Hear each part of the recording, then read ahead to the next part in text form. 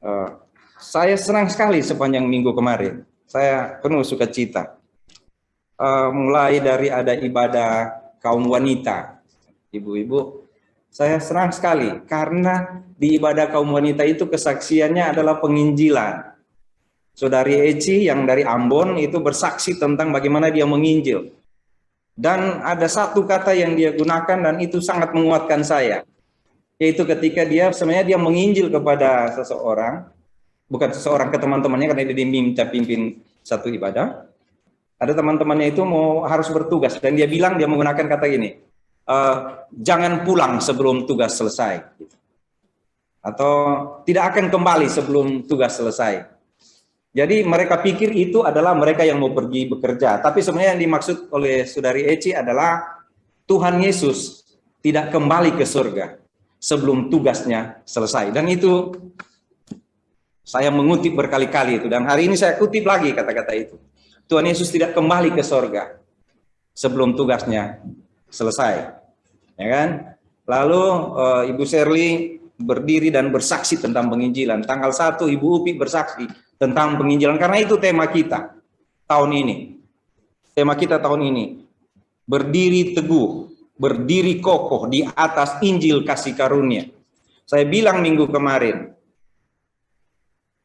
gereja itu mau hebat dalam hal apapun, tetapi jika tidak ada penginjilan, maka kekristenan akan merosot. Terima kasih untuk perjuangan. Terima kasih untuk perjuangan saudara-saudara dalam memberitakan Injil, dalam bersaksi bagaimana menyampaikan Injil. Luar biasa. Tuhan Yesus dimuliakan. Terima kasih. Sangat-sangat menguatkan. Saya sendiri mengalami hal yang luar biasa juga minggu ini. Kemarin hari Sabtu jam 1 siang ada PA saya dengan gadis-gadis remaja. Saya senang sekali dengan mereka. Mereka itu para remaja pada sekitar tahun 70-an mereka remajanya. Ya. Kira-kira karena umur sekarang sudah 70. Pada saya tanya umur berapa Ibu? Saya bukan ibu Pak, saya oma. Oh iya, umur berapa oma? 71. Jadi saya bilang, oh ya, saya senang bertemu dengan para remaja dan bicara tentang Injil. Ada 2 orang ibu yang bilang mereka percaya pada Tuhan Yesus dan punya keyakinan masuk surga. Wah, saya bilang di surga malaikat bersukacita. Tolong jangan berhenti memberitakan Injil. JJ bilang pada saya, itu waktu saya selamat ulang tahun, lalu saya sakit, saya bilang kepada JJ, nanti nggak ada PA sekolah minggu ya. Dia berdiri di depan situ, lah dia lihat saya, tiba-tiba tangannya pukul tangan saya dan dia bilang begini, Pak Sony, nggak boleh nggak ada sekolah minggu, karena sekolah minggu itu bikin anak-anak pintar dan Tuhan Yesus sayang. Saya lihat JJ. Dulu ada Sela. Setiap PA, kalau mau PA, Sela itu pernah dia panas. Tapi mamanya Ibu Shirley, cucu dari Oma Lena tadi yang ada di sini, sayang Ibu Shirley, selalu bawa dia walaupun dia panas, dia demam untuk PA. Amel juga begitu, di bawah mereka. Neme, satu waktu Ibu Shirley sakit kepala, lalu tidak mau PA karena Ibu Shirley sakit kepala. Dan Sela berdiri di hadapan mamanya dan bilang, Ma, harus PA. Aku aja kalau demam dibawa PA. Mama cuma sakit kepala, nggak PA. Terpaksa Ibu Shirley lupakan sakit kepala dan PA. Saudara, pelayanan ternyata bukan cuma untuk kita. Pelayanan itu untuk orang-orang, anak-anak kecil yang satu waktu mereka akan balik dan berkata pada kita, seperti yang pernah kita katakan kepada mereka. Pada satu waktu kelak, anak-anak yang melihat kita hidup dalam Tuhan, satu waktu kelak mereka akan ingatkan kita, seperti apa yang pernah kita katakan atau lakukan kepada mereka. Saudara kasih Tuhan Yesus, itu sebabnya Paulus bilang seperti ini. Sebab aku mempunyai keyakinan yang kokoh dalam Injil. Karena Injil adalah kekuatan Allah. Karena aku mempunyai keyakinan yang kokoh. Karena Injil adalah kekuatan Allah. Sebab aku mempunyai keyakinan yang kokoh. Sebab Injil adalah kekuatan Allah. Sebab dalamnya nyata kebenaran. Sebab murka Allah akan nyata. Itu dalam ayat 16 sampai 18 saya sudah jelaskan minggu kemarin. Ya, yang menjelaskan yang saya bilang minggu kemarin adalah aku Paulus mempunyai kerinduan memberitakan Injil di Roma. Dia memiliki kerinduan, dia merasa berhutang. Dia merasa berhutang kepada orang-orang yang belum mendengar Injil. Itu hati seorang Paulus. Kenapa dia mempunyai kerinduan? Karena dia punya keyakinan yang kokoh akan kebenaran Allah. Karena dia punya keyakinan yang kokoh bahwa orang yang tidak mendengar Injil itu akan menerima murka Allah. Saya sudah gambarkan minggu kemarin. Akan menerima orang yang menerima murka Allah. Itu tidak main-main. Kenapa? Kalau Allah mengasihi kita, tidak tanggung-tanggung. Kalau Allah mengasihi kita, tidak dapat kita pikirkan bagaimana Allah mengasihi kita. Begitu luar biasa. Sekarang sebaliknya coba pikirkan. Bagaimana kalau Allah murka?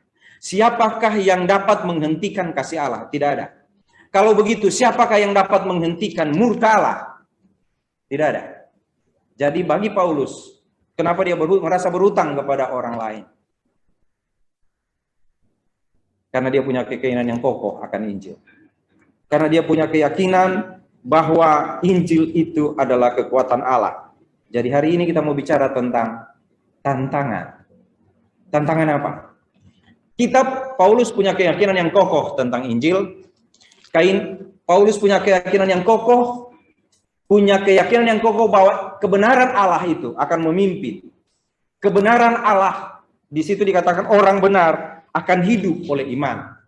Tetapi murka Allah nyata kepada orang tidak percaya pada Tuhan. Dan murkanya luar biasa. Saudara perhatikan di ayat yang ke-18. Murka Allah nyata dari surga atas segala kefasikan dan kelaliman manusia yang menindas kebenaran dengan kelaliman. Orang yang tidak percaya pada Injil, orang yang tidak mendengar Injil adalah orang-orang yang sedang menindas kebenaran.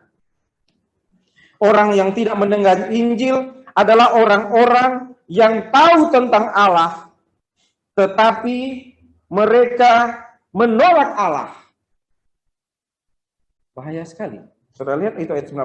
Apa yang dapat mereka ketahui tentang Allah nyata bagi mereka. Sebab Allah telah menyatakannya kepada mereka. Sebab apa yang tidak nampak daripadanya yaitu kekuatannya yang kekal dan keilahiannya dapat nampak kepada pikiran dan dari karyanya sejak dunia diciptakan sehingga mereka tidak dapat berdalih.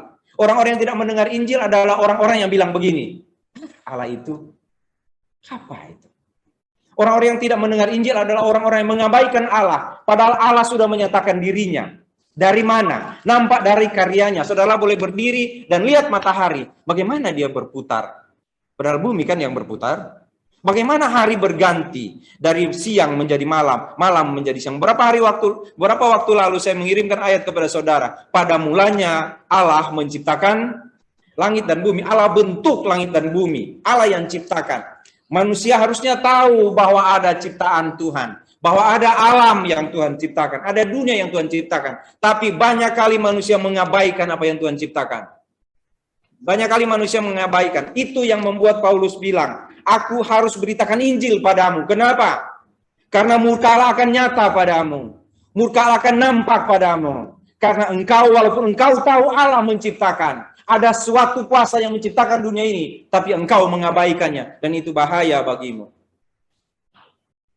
Banyak sekali orang kalau kaget kan, ya Allah. Oh my God. Padahal kaget loh itu. Kalau saudara ada di atas sebuah gunung, lalu lihat, indah sekali. Atau ada di pantai, cuma kalau di pantai kan cuma pasir sama laut dikit situ kan, nggak mungkin lihat jauh sekali kan. Tapi selalu, bagus sekali. Luar biasa. Tuhan yang ciptakan. Itu yang Paulus bilang di sini. Itu namanya wahyu umum. Terus apa lagi? Orang mengenal Allah tapi tidak memuliakan dia. Bahkan tidak bersyukur. Sehingga perlu mendengar. Itu tantangan-tantangan. Yang berikut, mereka menjadi bodoh. Mereka berbuat seolah-olah mereka penuh hikmah, tapi mereka telah menjadi bodoh. Ada yang merasa pintar sehingga mengabaikan Allah. Ya, ini bukan cuma di Roma, ini di seluruh dunia. yang di sini. Mereka menggantikan kemuliaan Allah yang tidak fana dengan gambar yang mirip dengan manusia, burung-burung, binatang-binatang berkaki empat, binatang menjalar, diganti itu Allah dengan berhala. Bahaya, murka Allah akan nyata padamu karena menggantikan Allah dengan berhala. Terus, karena mereka seperti itu, maka Allah menyerahkan mereka kepada keinginan hati mereka yang akan kecemaran, sehingga mereka saling mencemarkan tubuh mereka.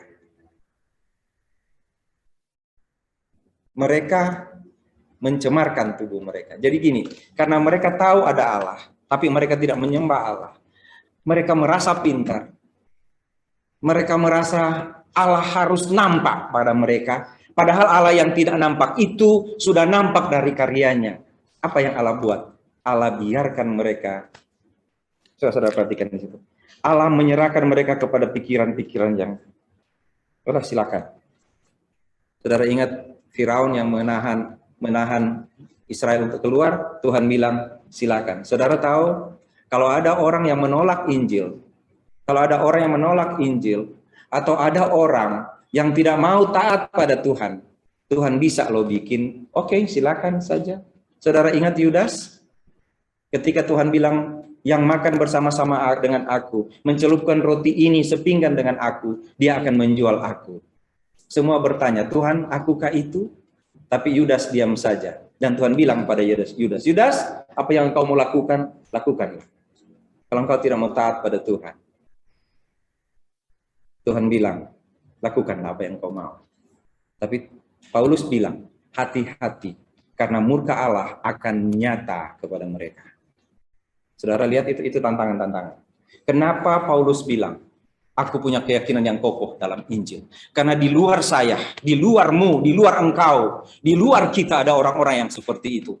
Sehingga kita harus sampaikan Injil kepada mereka. Aku mempunyai keyakinan yang kokoh akan Injil. Saudara lihat itu tantangan-tantangan. Kenapa Paulus bilang, aku punya keyakinan yang kokoh dalam Injil. Karena di luar saya, di luarmu, di luar engkau, di luar kita ada orang-orang yang seperti itu. Sehingga kita harus sampaikan Injil kepada mereka. Aku mempunyai keyakinan yang kokoh akan Injil. Ya kan? Satu waktu anak saya datang pada saya lalu dia bilang begini ke saya. Pak, boleh nggak saya lubangin kuping? Kuping kan ini? Telinga. Nah, di sini saya tanya, kenapa dek? Iya, supaya bisa dimasukin apa? Anting. Dia nggak tahu dulu. Waktu kecil sudah dilubangin kan? Banyak anting. Terus saya bilang ke dia, mau tambah lagi nggak deh? Tambah 3 begitu. Sini kan? Tambah 3. Karena mama punya anting banyak. Jadi tambah 3. Dia diam aja, dia lihat saya. Emang boleh Pak? Boleh. Tambah 3. Kalau perlu di hidung juga ada. Sini. Ada yang di bibir sini. Taruh sini. Saudara, apa itu maksudnya? Kecemaran. Ya. Lalu dia bilang, boleh nggak? Saya bilang, nanti kalau sudah begitu, kamu nggak bisa jadi wali kota.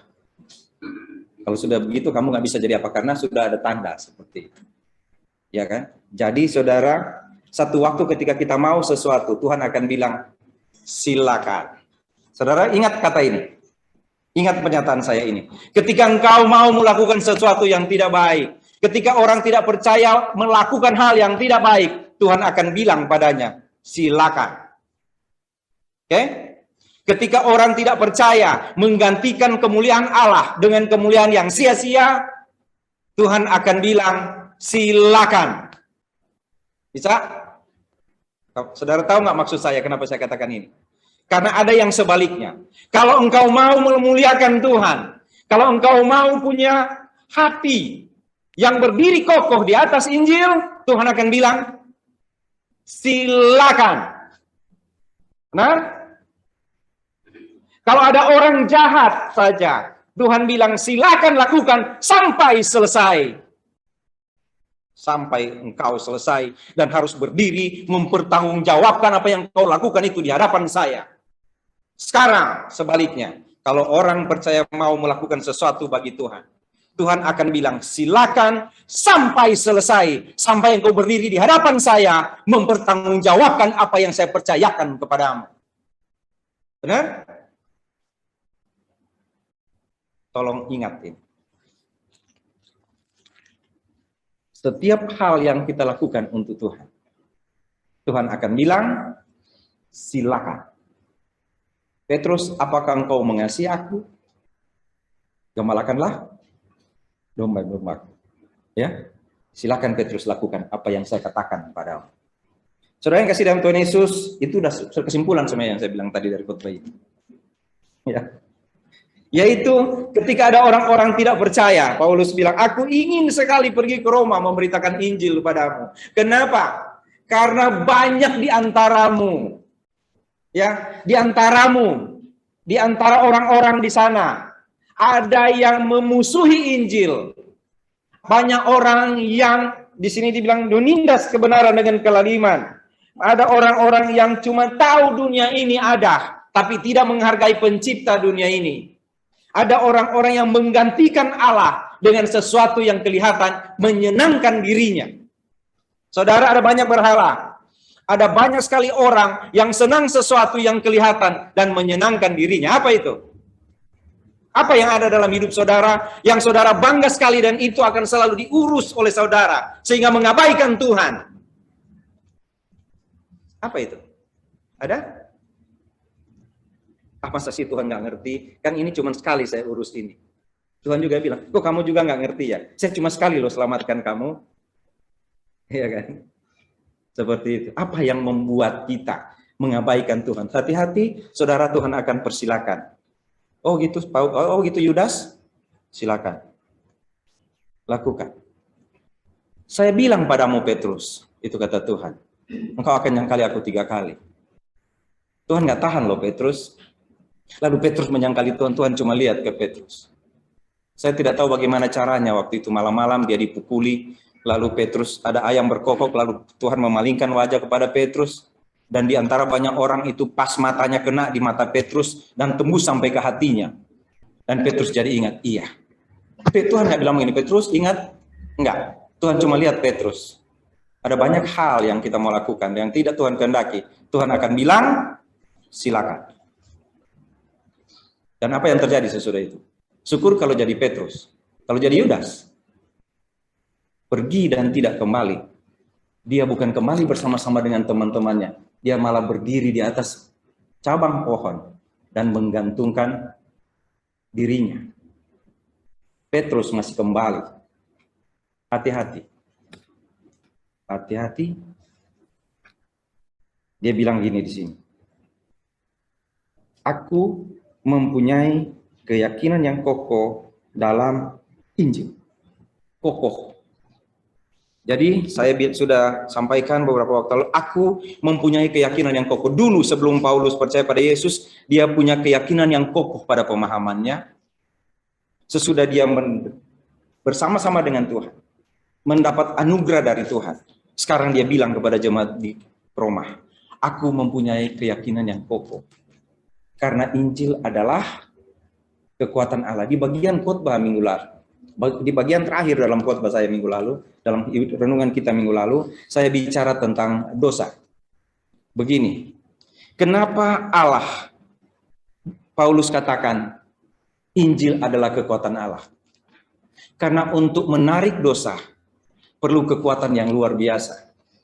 Saya sudah sampaikan minggu kemarin, untuk menarik orang dari dosa, itu tidak bisa dengan kekuatan sendiri. Itu tidak bisa dengan kekuatan dunia ini. Nggak bisa, saudara mau kumpul satu manusia di dunia ini sekarang untuk tarik seseorang yang terbelenggu dalam dosa, nggak bisa. Tidak bisa. Harus punya kekuatan yang sangat kokoh. Saudara, harus punya kekuatan yang luar biasa, yang lebih besar dari dosa, supaya bisa ditarik dosa, ditarik orang yang dalam dosa itu, bisa ditarik keluar. Saya gambarkan waktu lalu, seperti ada sesuatu yang tenggelam ke dasar samudra yang paling dalam, dililit oleh banyak sekali hal di sana, ditimbun oleh pasir, tanah dan macam-macam, dan Tuhan tahu dia ada di dalam sana. Lalu Tuhan harus tarik itu. Harus dengan kekuatan yang luar biasa. Sehingga saya katakan, ketika dosa itu melilit kita, Tuhan membukanya satu persatu. Lalu menarik kita keluar dari dosa itu. Dia menarik satu persatu. Sehingga saya katakan, kalau saudara masih ingat saya katakan bahwa ketika Tuhan menarik kita, Dia membersihkan kita seluruhnya. Bagian tubuh kita yang penuh dosa ini dibersihkan oleh kekuatan Allah.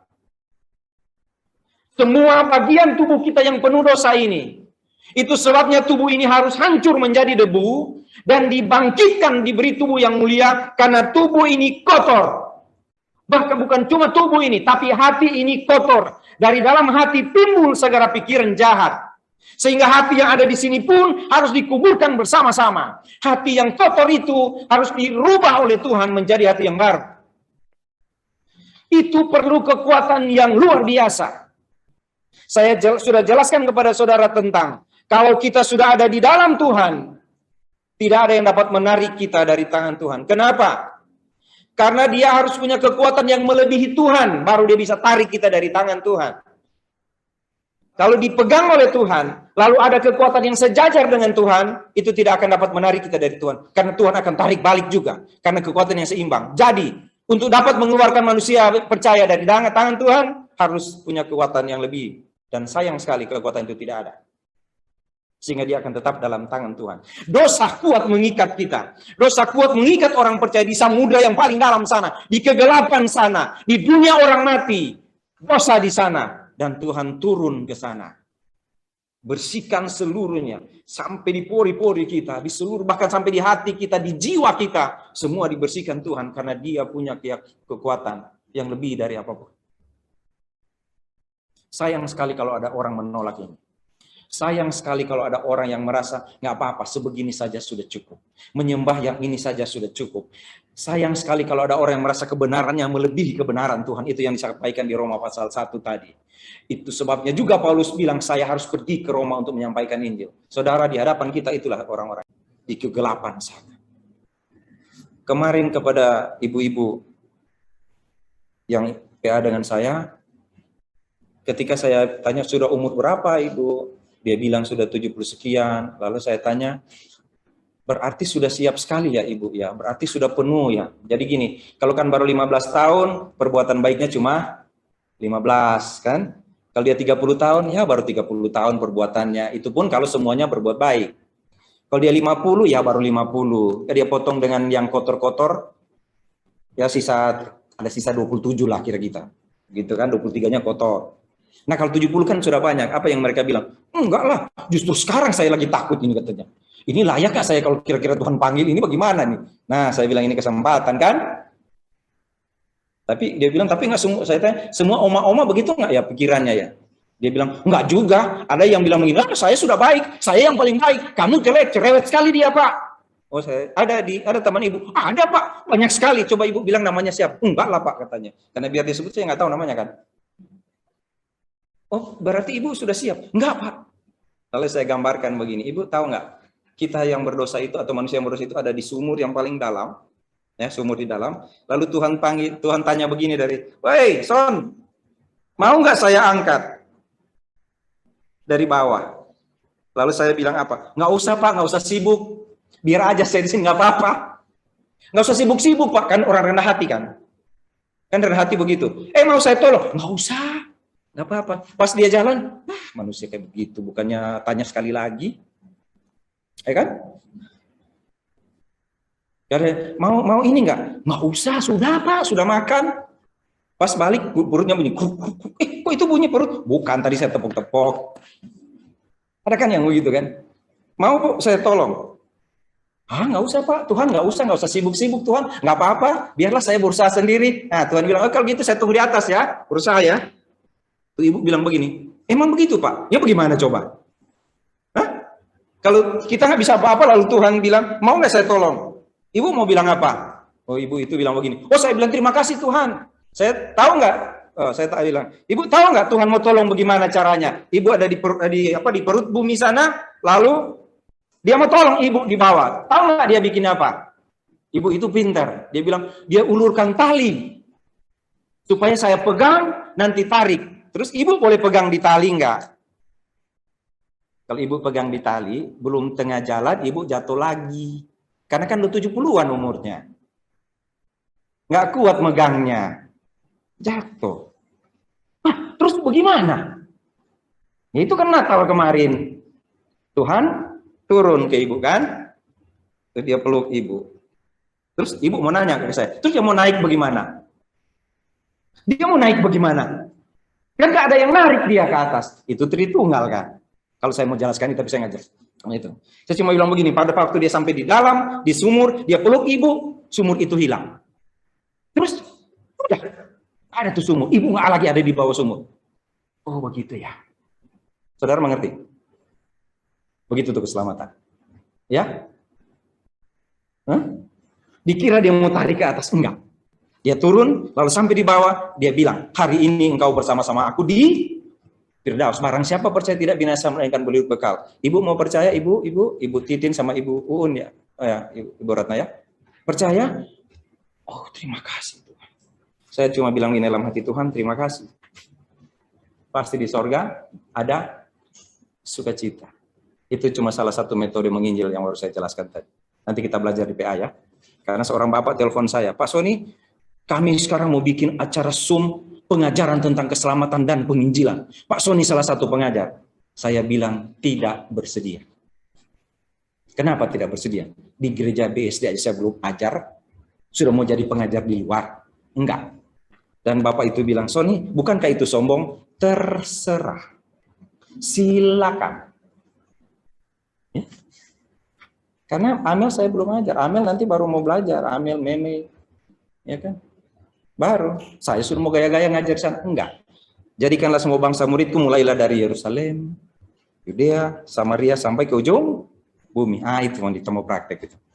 Saudara yang kasih dalam Tuhan Yesus, ketika punya kerinduan yang kokoh, berdiri teguh di atas Injil, ada tantangan. Sekarang, bagi orang-orang yang Tuhan sudah, seperti Paulus, bagi orang-orang yang sudah berdiri di atas Injil, itu yang saya katakan tadi. Kepada orang berdosa, Tuhan bilang silakan sampai selesai. Sekarang bagi orang percaya, kalau dia bilang pada Tuhan, Tuhan, saya ini milikmu, ambil semuanya, bagi engkau. Saya sudah bilang kan, Tuhan saya ini milikmu, pakailah saya, Tuhan. Pakai saya. Tuhan bilang saya beri tugas padamu. Tugas itu adalah sampaikanlah kasih saya kepada orang lain. Kalau saya tidak dapat menyampaikan kasih saya kepada orang lain, karena kalau saya sampaikan mereka bisa mati karena kemuliaan saya, maka engkau yang sudah menerima kemuliaan saya, sampaikanlah kasih saya kepada orang lain. Sampaikan dengan cara apapun. Saudara tahu, kalau Tuhan beri sesuatu kepadamu, itu adalah anugerah. Dan Tuhan tidak akan menariknya kembali. Kalau Tuhan memberi tugas kepada kita, kalau Tuhan memberi sesuatu kepada kita untuk kita kerjakan di dunia ini, Tuhan tidak akan tarik kembali. Bahkan Tuhan akan tambahkan kepadamu. Saudara masih ingat khotbah tentang talenta kan? Kalau engkau diberi tugas, sebagai apa diberi tugas sebagai apa? Karyawan di kantor? Tuhan tidak akan tarik engkau. Engkau jadi karyawan terus, nggak mungkin jadi bupati, kecuali kamu memang calon bupati. Tuhan akan kasih itu terus. Apa saudara? Sebagai apa? Pemimpin di perusahaan? Sebagai apa di rumah? Tuhan akan tugas yang saya percayakan padamu. Lakukanlah ini sampai saatnya saya bertanya padamu. Sudahkah tugas yang saya percayakan kepadamu engkau jalankan dengan baik, hai hambaku? Sudahkah engkau lakukan itu? Dan kita akan berdiri di hadapan Tuhan dan bilang, Tuhan, talenta yang kau berikan padaku, sudah aku kembangkan. Dan Tuhan akan bilang seperti ini, baik sekali engkau hai hambaku yang setia, masuklah ke dalam kebahagiaan Tuhanmu. Itu ada di Matius 25, kalau saudara mau baca. Paulus bilang, aku telah mengakhiri pertandingan dengan baik. Aku sudah berjuang dan sudah terakhir sekarang. Timotius, ikuti teladanku. Tuhan tidak menarik kembali apa yang dia percayakan kepada aku, itu kata Paulus. Karena itu sebabnya aku berdiri kokoh. Aku berdiri kokoh di atas Injil karena Tuhan tidak tarik kembali apa yang dia berikan padaku. Hanya satu saat saya akan berdiri di hadapan Tuhan. Dan Alkitab bilang, Paulus bilang, saya akan berdiri di hadapan Tuhan. Satu saat kelak ketika saya sudah selesai dalam tugas saya akan berdiri di hadapan Tuhan dan Tuhan akan menyambut saya dan memberikan mahkota kehidupan kepada saya. Tetapi selama di dunia ini, banyak kali orang yang ada di sekitar saya meninggalkan saya. Ketika saya melayani di dunia ini, orang-orang yang berada di sekitar saya, mereka pun berdiri dan pergi meninggalkan saya. Tapi Paulus bilang, aku akan tetap teguh berdiri. Saudara boleh baca di 2 Timotius pasal 4. Bagaimana orang-orang meninggalkan Paulus. Saya berdiri sendiri dalam pelayanan, tetapi itulah saya. Aku punya keyakinan yang kokoh. Aku punya keyakinan yang kokoh. Itu di dalam 2 Timotius pasal 4. Saya nggak mau baca, tapi saudara sudah buka semua tuh Alkitab. Oke, mari baca saja. Oke, baca ya. Ayat yang ke-16, pada waktu pembelaanku yang pertama tidak seorang pun yang membantu aku. Semuanya meninggalkan aku. Tetapi Tuhan telah mendampingi aku dan menguatkan aku supaya dengan perantaraanku Injil diberitakan dengan sepenuhnya kepada semua orang bukan Yahudi dan kepada sepenuhnya dan semua orang bukan Yahudi mendengarnya. Dengan demikian aku lepas dari mulut singa. Tuhan akan melepaskan aku dari setiap usaha yang jahat. Banyak orang akan pergi meninggalkan saudara. Ada banyak orang dulu teman saudara, teman dekat, teman akrab, teman bisnis, teman apapun. Tapi ketika ada masalah mereka tidak ada. Mereka pergi. Tapi Paulus bilang, aku berdiri bersama-sama dengan Tuhan. Pernah merasa begitu nggak? Pernah merasa, ya kok udah janji masak 2 orang, yang masak cuma 1. Itu kalau masakan. Sudah janji mau berkunjung 3 orang, yang datang cuma 1. Sudah tahu ibadah setengah 10, datang jam 9. Itu benar itu. Sudah tahu mau tugas ini, tapi kok nggak bisa. Itu saya kemarin yang kaum wanita itu, kasihan sekali kaum wanita. Lagi ibadah putus, karena saya nggak terlalu ngerti kan. Tapi ibu-ibu pada setia semua begini. Itu bagus. Ibu-ibu nggak bilang begini, ya udahlah putus, nggak usah balik, nggak usah ibadah lagi. Nggak apa-apa ibu, Tuhan bilang, silakan. Jangan jadi istilah. Setiap ada orang, ibu Tanti mau main musik. Aduh nggak bisa Pak Sony, soalnya saya masak. Tuhan bilang. Om Malena. Oh ini, aduh ada ini. Ini mau jadi ketua. Oh nggak bisa. Tuhan bilang. ada ini. Nggak bisa. Tuhan bilang. Tuhan, saya menyerahkan diri bagi Tuhan untuk kemuliaan nama Tuhan. Tuhan bilang. Silakan juga. Jangan cuma pergi silakan. Enggak, melayani Tuhan bilang silakan. Semua pergi. Paulus bilang, tapi aku sendiri di sini.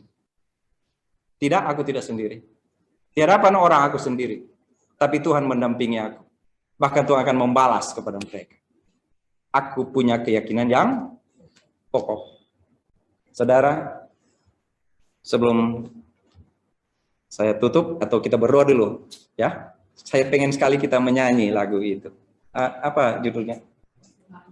Tuhan penolongku. Tapi mari kita berdoa. Bapa di surga, terima kasih untuk semua kebaikan Tuhan.